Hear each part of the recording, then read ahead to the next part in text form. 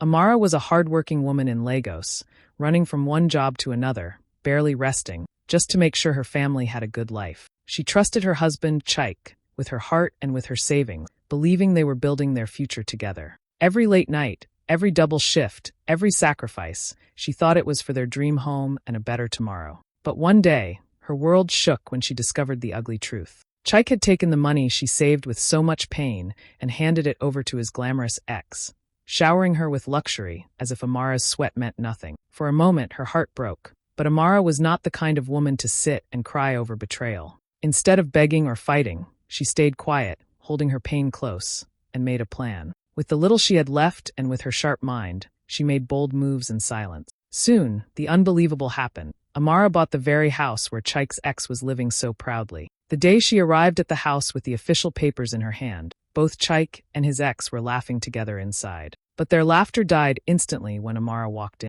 Calm and steady, she handed them the eviction notice, her voice firm and fearless. "This house is mine now," she said, looking them both in the eye. The ex's face went pale, Chike's mouth hung open, and neighbors gathered outside in shock. Amara didn't shout, didn't cry. She simply smiled with dignity as they packed their things. The same woman they had mocked had turned the tables completely. That day, Lagos witnessed the strength of a betrayed wife who refused to be a victim. And as Amara stood proudly in front of her new home, people whispered congratulations, because she had not only won back her respect, she had ended the game in style. Efua was known in Accra's busy market as the woman who never gave up. Every morning before sunrise, she carried her basket of food, calling out to customers with a smile, no matter how tired she was. She worked through the hot sun, the heavy rains, and long days, saving every little coin she earned. Her dream was simple: a family home where her children could sleep in peace and never worry about rent again. She trusted her husband, Kojo, believing that one day they would celebrate their hard work together. But behind her back, Kojo was not building with her. He was secretly spending her savings on his glamorous ex, buying her gifts and helping her business as though Efua's sweat was nothing but free money. The day Efua found out, her chest tightened with pain. She felt betrayed and humiliated, but instead of collapsing in tears, she wiped her face and told herself, "I will not beg. I will not break." In silence, Efua began her revenge. She continued selling at the market as if nothing had happened, greeting people, carrying on with her usual strength. But secretly, she met with a lawyer and planned a bold move. With the money she had wisely set aside, she bought the very shop where Kojo's ex ran her business, the shop everyone thought was untouchable. The day of the surprise came like a thunderclap. The market was buzzing with life, and Kojo's ex was showing off to her friends when Efua walked in, dressed neatly, holding papers in her hand. The crowd went silent as Efua's voice rang clear. "This shop now belongs to me." At first, the ex laughed, thinking it was a joke. But when Efua handed her the eviction notice, stamped and sealed, the ex's face drained of all color. Kojo rushed to defend her, but it was too late. The truth spread quickly through the market. Customers, neighbors, and fellow traders all gathered, cheering for Efua. People clapped their hands and shouted, "Well done, Efua. Congratulations." The same woman who had been betrayed stood tall, taking back her power in front of the whole community. As Kojo hung his head in shame, Efua's eyes sparkled with quiet victory. She had turned her pain into strength, her betrayal into triumph. And when she opened the doors of her new shop, the market erupted with applause. That day in Accra, everyone learned that you cannot break a woman who knows her worth. Efua did not just get her revenge, she earned her respect, and the whole city celebrated her courage. Njeri was a woman of grace in Nairobi, known for her kindness and her hard work. She trusted her husband Baraka with everything, her heart, her home, and even her money. She worked extra hours, saved carefully, and dreamed of building a better future together. But one evening, a rumor reached her ears that broke her heart into pieces. Baraka had taken her savings and used them to buy something special, not for their family, but for his ex. He had paid for the ex's wedding dress, the very dress she would wear to marry another man. At first, Njeri felt crushed. She lay awake at night, wondering how the man she trusted could use her sweat and sacrifice to honor another woman's wedding. But soon, the pain turned into a fire inside her. She told herself, "If Baraka thinks he can humiliate me, he has no idea who I really am." She didn't scream, she didn't fight. She kept her silence and began to plan a revenge so powerful that no one in Nairobi would forget. The wedding day finally arrived. The church was filled with music, flowers, and guests dressed in their best clothes. Baraka stood proudly by his ex, who glowed in the expensive wedding dress he had secretly bought with Njeri's money. Everyone admired her gown, whispering about how beautiful and costly it looked. They thought she had won.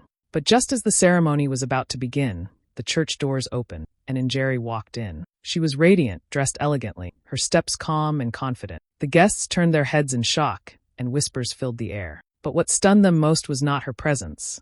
It was the document she held high in her hand. With a steady voice that carried across the church, Njeri announced, "Before you celebrate, you should know this. The house you plan to start your marriage in, it belongs to me now." Gasps filled the room. The bride's smile vanished, her hands trembling as Njeri walked down the aisle and handed over the official deed to the pastor for everyone to see. It bore her name, her signature, and the seal of ownership. The once proud ex collapsed into her seat, while Baraka's face turned pale, shame washing over him in front of the whole congregation. The church fell into silence, then into murmurs, and then into loud cheers. Women clapped their hands, men shook their heads in disbelief, and people whispered, "Njeri is a queen. She has turned her pain into power." The bride's family bowed their heads in embarrassment, while Njeri stood tall, her dignity shining brighter than any jewel. Without raising her voice, without shedding another tear, she had taken back her power. She left the church with her head high, leaving Baraka and his ex in ruin. Outside, people gathered around her, offering hugs and congratulations. They celebrated her courage, her wisdom, and her victory. That day in Nairobi, everyone learned a powerful truth. When a woman knows her worth, no betrayal can defeat her.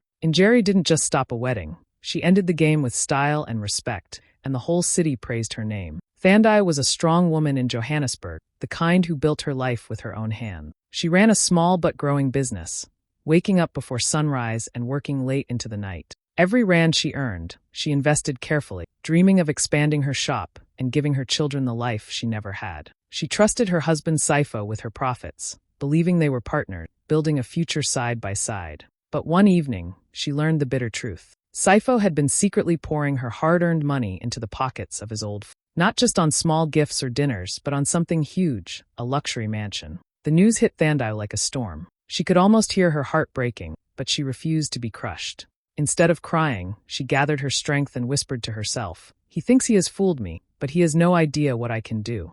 Weeks later, the ex began showing off her new mansion to neighbors and friends. She held small parties, bragging about how beautiful her home was, laughing with pride. Saifo stood beside her, acting like a hero. But little did they know, Thandai had already made her silent move. Using her sharp mind and a hidden portion of her saving, she had negotiated and bought the very mansion they were so proud of. The day of the biggest party, Thandai arrived unannounced. She stepped out of her car in a neat dress, her head held high. The crowd turned in surprise, whispering her name. Inside, the ex was laughing loudly, telling her guests how she had finally won. But as soon as Thandai entered the hall, the laughter slowly died down. Calmly, with a faint smile, she pulled out a folder and raised it for everyone to see. "This mansion you are all admiring," she said firmly, "belongs to me." Gasps filled the room. Saifo froze, his mouth opening but no words coming out. The ex's face went pale as Thandai handed the official ownership papers to a guest to read aloud. Every signature and seal proved the truth. Thandai was the rightful owner. The room, once filled with pride and arrogance, turned heavy with shame. Saifo lowered his head, the ex nearly fainted, and the guests broke into murmurs of disbelief. But soon, the murmurs turned into applause. People clapped for Thandai, praising her strength and her courage. "Well done! Congratulations!" Voices rang out as she stood tall, her dignity shining brighter than the chandeliers above. That night in Johannesburg, Thandai proved that betrayal cannot destroy a woman who knows her power. She didn't shout, she didn't beg. She simply ended the game in silence and left with victory written all over her face. Kayamaka was a quiet but determined woman in Enugu. For years, she sold vegetables by the roadside, fetched water for neighbors, and even wove baskets late into the night. Every coin she saved had only one purpose: to give her children a good education so they would have a better future. She counted every naira carefully, dreaming of the day her children would step into classrooms with books in their hands. She trusted her husband Obinna, believing he shared the same dream. But one morning, the truth crashed down like thunder. Kayamaka discovered Obinna had taken the money she worked so hard for and given it all to his ex. He claimed it was to help her start life again, but deep inside, everyone knew it was betrayal. Kayamaka's heart burned with pain, but she refused to collapse. Instead, she wiped her tears and whispered, "I will not allow this shame to finish me. I will rise." In silence, she began her plan. While Obinna and his ex enjoyed their secret triumph, Kayamaka met with land officers and negotiated with wisdom. With the little she still had, and some support from a kind friend, She bought the very farmland that Obina's ex depended on for her pride and livelihood. No one in the village knew until the day of harvest.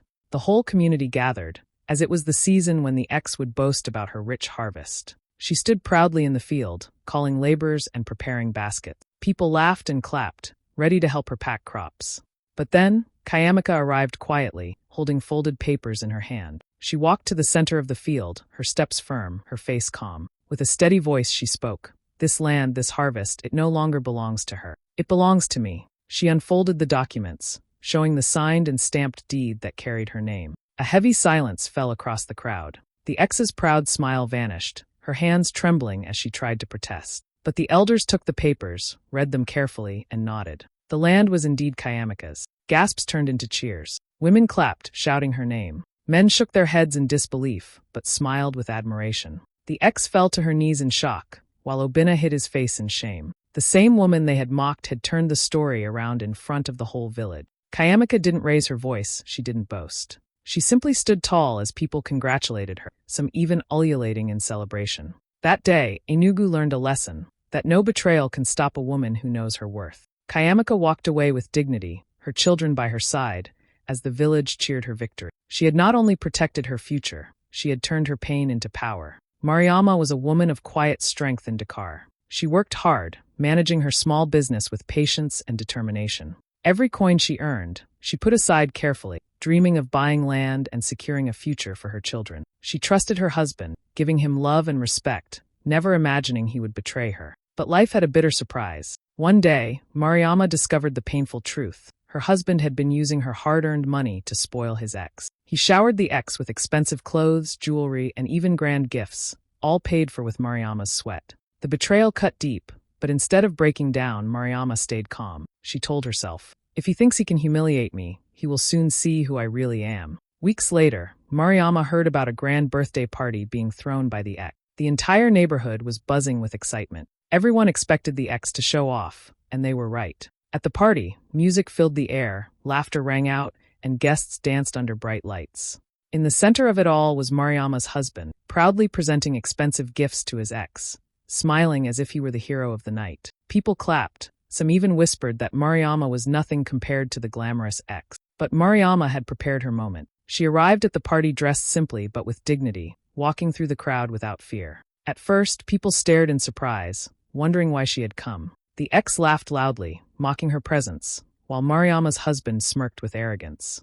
But Mariama said nothing. Instead, she walked straight to the microphone, gently asking the DJ to lower the music. The room grew quiet as all eyes turned to her. With a calm but firm voice, Mariama spoke. You all see these gifts, these celebrations, and you think this is glory. But let me tell you the real story. Everything you see here was bought with my sweat, my money, my sacrifice.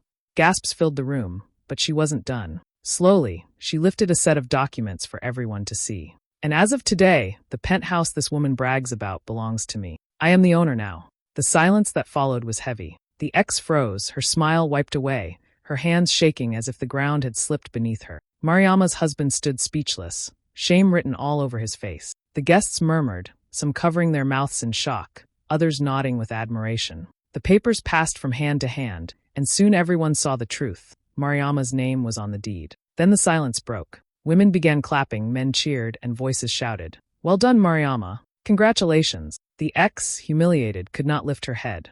Mariama did not gloat. She did not raise her voice.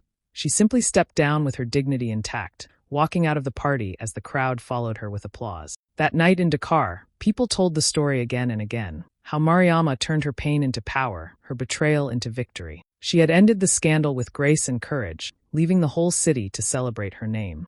Amina was a hard-working woman in Goma, living close to the border where life was never easy. She ran a small shop, selling everyday items to travelers and neighbors. Every morning, she woke before sunrise, carrying goods, arranging shelves, and serving customers with a smile. The profits were small, but she worked with faith, believing her sacrifices would one day give her children a brighter future. She trusted her husband Jean-Paul to support her, never imagining he would betray her trust. But betrayal came anyway. Amina discovered that Jean-Paul had been secretly taking the profits from her shop and using them to spoil his ex. He bought her clothes, perfumes, and even helped her run a boutique in town. It was like a sharp knife in Amina's heart. All the sweat she poured into her business was being wasted on another woman. The pain was deep, but Amina did not shout or cry in public. She whispered to herself, "He thinks I am weak, but he will soon see my strength." In silence, she began her plan. Amina studied the boutique that Jean-Paul's ex was running so proudly. While the ex laughed and bragged about her new business,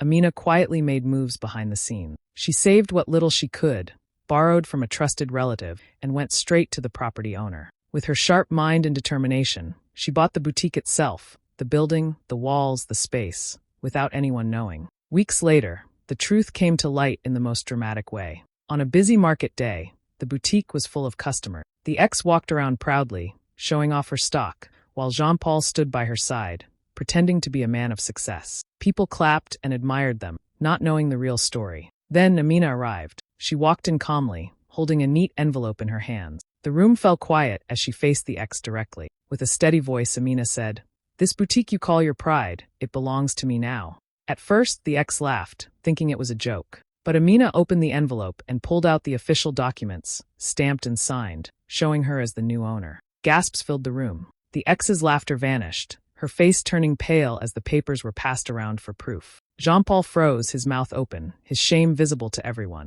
The crowd erupted. Some clapped loudly, others shouted, "Bravo, Amina! Congratulations!" The ex's pride melted into humiliation as she realized she was nothing more than a tenant in Amina's building. Jean-Paul lowered his head, unable to face the stares of neighbors. Amina did not scream or boast. She simply stood tall, her dignity shining brighter than any jewel. She had turned her pain into power and proved that quiet strength is the loudest victory. That day in Goma, the whole community celebrated her courage. Amina walked out of the boutique with applause behind her, leaving everyone inspired. She had ended the betrayal in silence and written her name in victory. Mwansa was a woman of patience and wisdom in Lusaka. She had received a small inheritance from her late father, and she guarded it carefully, planning to use it for her children's future. Every kwacha meant something to her, and she trusted her husband Chanda to help her protect it. But in her heart, she felt something was wrong. Chanda was spending more money than usual, dressing sharper, and sneaking away with excuses. Mwansa's instincts whispered, he is hiding something. One day, the truth surfaced like fire in the dark. Mwansa discovered that Chanda had secretly taken her inheritance and poured it into his ex's life. He had gone as far as buying her an apartment, using the very money Mwansa had saved with love and sacrifice. The betrayal stung like a knife, but Mwansa did not collapse. She reminded herself, crying will not bring back my money. I must fight smart.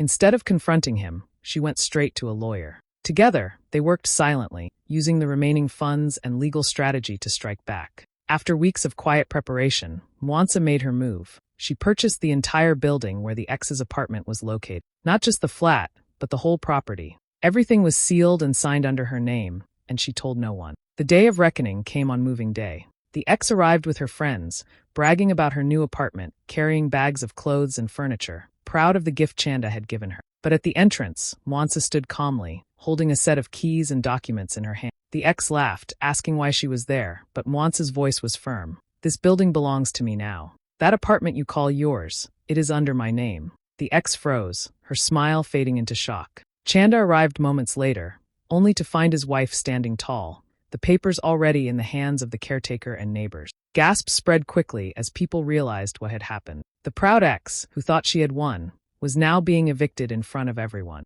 The crowd clapped, some shouting, "Bravo, Mwansa! Well done!"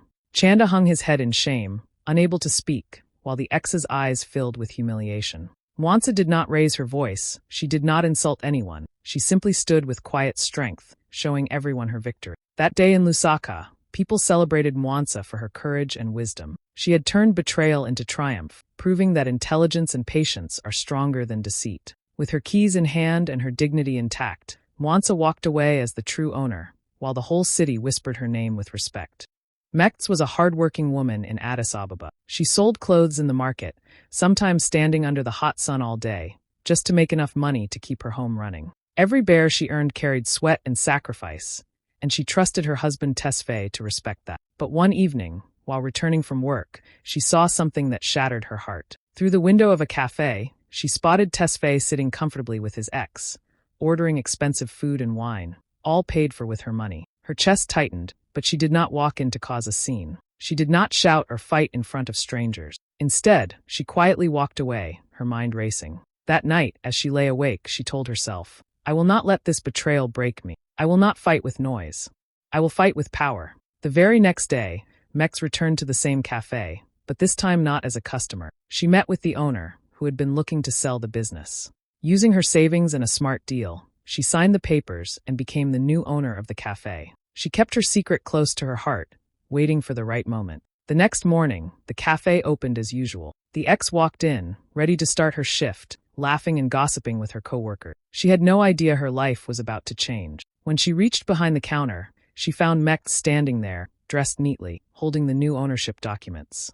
At first, the ex frowned, confused. "What are you doing here?" she asked sharply. Mex's voice was calm but firm. "This cafe belongs to me now. As of today, you no longer work here." She handed the papers to the manager, who confirmed the truth. The ex's jaw dropped, her face turning pale as the staff gathered around. Gasps filled the air. Customers who overheard began whispering, some clapping their hands in surprise. Word spread like wildfire. By afternoon, the whole neighborhood knew what had happened. The ex who once laughed loudly at the cafe, thinking she had won, was now humiliated and jobless.